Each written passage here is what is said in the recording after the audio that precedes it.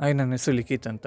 ಮತ್ತೆ ಮಳೆಯುತ್ತಿದೆ ಚಿತ್ರದಲ್ಲಿ ನಾನು ಒಂದು ಕಾಲೇಜ್ ಹುಡುಗ ಜಾಲಿಯಾಗಿ ಕಾಲೇಜ್ ಲೈಫ್ನ ಎಂಜಾಯ್ ಮಾಡೋ ಹುಡುಗನ ಕ್ಯಾರೆಕ್ಟರ್ನ ಮಾಡಿದ್ದೀನಿ. ಜೊತೆಗೆ ಪ್ರಿನ್ಸಿಪಲ್ ಮೇಲೆ ಒಂದು ಗುಡ್ ಟೀಚರ್ ಸ್ಟೂಡೆಂಟ್ ರಿಲೇಷನ್ಶಿಪ್ ಇಬ್ರದ್ದು ಇರುತ್ತೆ, ಆ ಥರ ನಮ್ಮ ಇಬ್ರದ್ದು ಕ್ಯಾರೆಕ್ಟ್ರು. ಆಮೇಲೆ ನಮ್ಮ heroine as A my girl friend ಆಗಿ ಭೂಮಿಕಾ ಗೌಡ ಅವರು ಆ್ಯಕ್ಟ್ ಮಾಡಿದ್ದಾರೆ. ಅಷ್ಟೇ.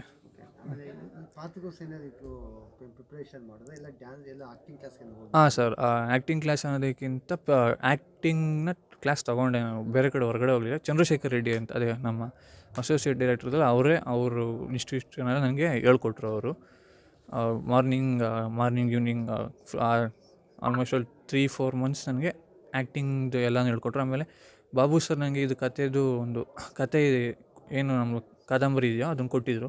ಸರ್ ನಮ್ದು ಅದಕ್ಕೆ ನಾನು ಚಂದ್ರಶೇಖರ್ ಸರ್ನ ನಾನು ಕೇಳಿದೆ, ಸರ್ ಇದು ಈ ಥರ ಕ್ಯಾರೆಕ್ಟ್ರ್ ಈ ಥರ ಇರುತ್ತೆ, ಈ ಥರದ್ರ ಮೇಲೆ ಒಂಚೂರು ಇದ್ರ ಮೇಲೆ ನಾವು ಜಾಸ್ತಿ ಕಾನ್ಸಂಟ್ರೇಷನ್ ಮಾಡೋಣ ಅಂದಿದ್ದಕ್ಕೆ ಆಯಿತು ಅಂದ್ಬಿಟ್ಟು ನಾವು ಅದ್ರ ಮೇಲೆ ಆ ಕ್ಯಾರೆಕ್ಟ್ರ್ ಯಾವ ಥರ ಇರುತ್ತೆ, ಕಾಲೇಜ್ ಹುಡುಗರು ಯಾವ ಥರ ಓಡಾಡೋದು ಇವೆಲ್ಲ ನಾವು ಸೊ ನಿಂಗೆ ರಿಯಲಾಗಿ ಕಾಲೇಜಲ್ಲಿ ಹೆಂಗಿರ್ತೀವಿ ಅದೇ ಥರ ಇರೋದಕ್ಕೆ ಟ್ರೈ ಮಾಡು ಅಂತ ಪ್ರತಿ ಶಾರ್ಟಲ್ಲೂ ನಂದು ಆದಮೇಲೆ ಬಂದು ಹೇಳ್ಕೊಡೋರು. ಮೂವಿ ಶೆಟ್ಟಲ್ಲೇ ಆಗಲಿ ಅಥವಾ ಕ್ಲಾಸ್ ತೊಗೋಬೇಕಾದ್ರೂ ಅಷ್ಟೇ, ಕಾಲೇಜ್ ಹುಡುಗರು ಹೆಂಗಿರ್ತಾರೆ, ಯಾವ ಥರ ಓಡಾಡ್ತಾರೆ, ಮಾತಾಡೋದು ಹೆಂಗೆ, ಫ್ರೆಂಡ್ಸ್ ಇದ್ದಾಗ ಯಾವ ಥರ, ಟೀಚರ್ಸ್ ಇದ್ದಾಗ ಯಾವ ಥರ ಮಾತಾಡ್ತಾರೆ, ಅದನ್ನು ಸೆಟ್ಟಲ್ಲಿ ಅವಾಗವಾಗ ಹೇಳ್ಕೊಡ್ತಾ ಇರೋರು ನನಗೆ. ಈ ಚಿತ್ರ ನಿಮ್ಮದು ಪಾತ್ರ ಇದೆಯಲ್ಲ, ಅದಕ್ಕೆ ಯಾವ ಥರ ವರ್ಕ್ಶಾಪ್ ಏನೋ ಮಾಡಿದ್ರೆ ಇಲ್ಲ ಪ್ರಿಪ್ರೇಷನ್ ಮಾಡ್ಕೊಂಡ್ರೆ ಯಾವ ಥರ ಇತ್ತು ನಿಮ್ಮದು? ಅಂದರೆ ಸರ್, ಇದು ನಾವು ಬೇರೆ ವರ್ಕ್ಶಾಪ್ ಏನೂ ಮಾಡಿಲ್ಲ. ಜಸ್ಟ್ ಕತೆ ನನಗೆ ಹೇಳಿದ್ರು ಸರ್, ನೀನು ಮಾಡು ಸರ್. ಇಲ್ಲ ಸರ್ ಮಾಡಲ್ಲ ಅಂದೆ. ಇಲ್ಲ ಬಾಬು ಸರು ಮತ್ತು ಪರಮ್ ಸರ್, ಇಲ್ಲ ಮಾಡು, ನಿನ್ನ ಏಜ್ಗೂ ಕರೆಕ್ಟಾಗಿ ಕಾಣುತ್ತೆ ಇದು ಅಂತ ಅವರು ಧೈರ್ಯ ತುಂಬಿ ನನಗೆ ಇದು ಮಾಡಿಸಿದ್ದು. ಆಮೇಲೆ ವರ್ಕ್ಶಾಪ್ ಅನ್ನೋದಕ್ಕಿಂತ ಜಸ್ಟ್ ಕ್ಲಾಸ್ ತೊಗೊಂಡು ಅದ್ರ ಕಥೆನ ನಾನು ಫೀಲ್ ಮಾಡ್ತಿದ್ದೆ. ಜಸ್ಟ್ ಆ ಪಾತ್ರ ಹೆಂಗೆ ಇರುತ್ತೆ. ರೆಗ್ಯುಲರ್ ನೀವೆಲ್ಲ ಕಾಲೇಜಿಗೆ ಹೋಗಿರ್ತೀವಿ.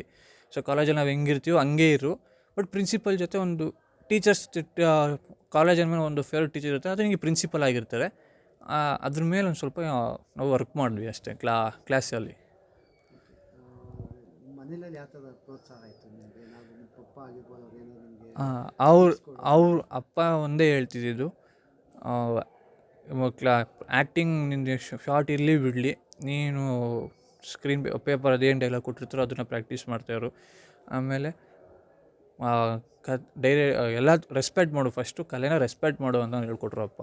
ಅದನ್ನು ನೀನು ಪ್ರತಿದಿನ ಸೆಟ್ಗೆ ಹೋದಾಗ ಏನು ಮಾಡ್ತೀವೋ ಬಿಡ್ತೀವೋ ಗೊತ್ತಿಲ್ಲ, ಕ್ಯಾಮ್ರಾಗೆ ಆಗಲಿ ಅಥವಾ ಅಲ್ಲಿರೋ ಎಲ್ಲರಿಗೂ ಟೆಕ್ನಿಷಿಯನ್ಸ್ಗೆ ಒಂದು ರೆಸ್ಪೆಕ್ಟ್ ಕೊಡು, ಯಾರೇ ಇರಲಿ, ಹಿರಿಯರೇ ಇರಲಿ, ಎಲ್ಲರಿಗೂ ಒಂದು ರೆಸ್ಪೆಕ್ಟ್ ಕೊಡು ಅಂತ ಹೇಳ್ಕೊಟ್ಟಿದ್ರು.